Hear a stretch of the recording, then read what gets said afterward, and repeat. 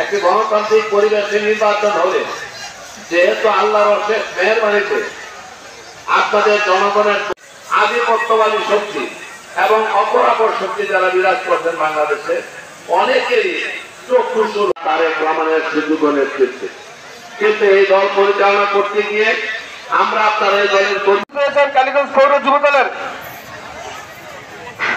সদস্য সচিব বাদুল ইসলাম 3 নং ওয়ার্ডের সংগ্রামী সভাপতি শহীদুল্লাহ মাস্টার, সাধারণ সম্পাদক রমজান আলী আমাদের মধ্যে উপস্থিত হয়েছে। ওয়ার্ড বিএনপির সাধারণ সম্পাদক হয়েছেন কালীগঞ্জ সদর ইউনিয়ন কালীগঞ্জ পৌর বিএনপির সহ সভাপতি সাবেক ছাত্রনেতা ইব্রাহিম প্রধান আমাদের মধ্যে কালীগঞ্জ পৌর 2 নং ওয়ার্ড বিএনপির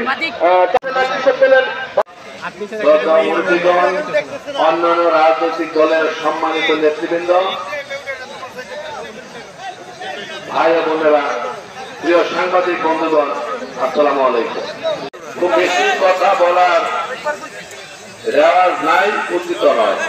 বিগত 15-17 বছর যাবৎ এই রকমের পরিবেশে বসে খোলা আকাশের নিচে মন খুলে বসে ইফতার গ্রহণ করতে পারি না।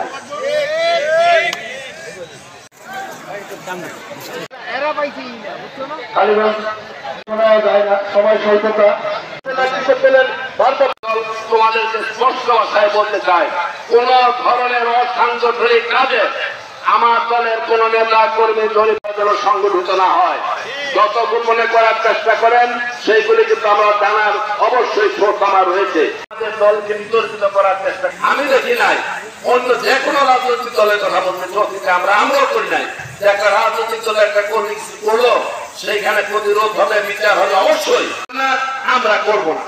পরিষ্কার মুসলিমীয় মানুষের জন্য জনগণের সামগ্রিক স্বার্থ বিসর্জিত হোক, এটা আমরা চাই না। তাদেরকে যথাযথ ব্যবস্থা গ্রহণ করা হয়েছে।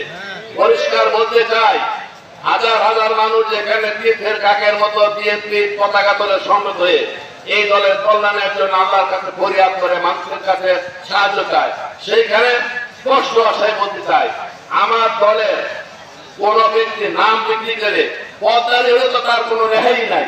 নাম বিক্রি করে যদি কোন ধরনের কর্মকাণ্ডে জড়িত হয় যেগুলি জনগণের স্বার্থের পরিপন্থী, সেই ব্যক্তি আমাদের দলের পতাকা দলে থাকতে পারে না।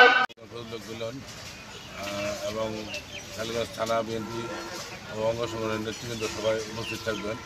আমরা এই ইফতার উপলক্ষে সবাই আগামী নির্বাচন এবং এই ইফতার উপলক্ষে সবাই ঐক্যবদ্ধভাবে আছি ফজলুল মিলন সাহেবের নেতৃত্বে।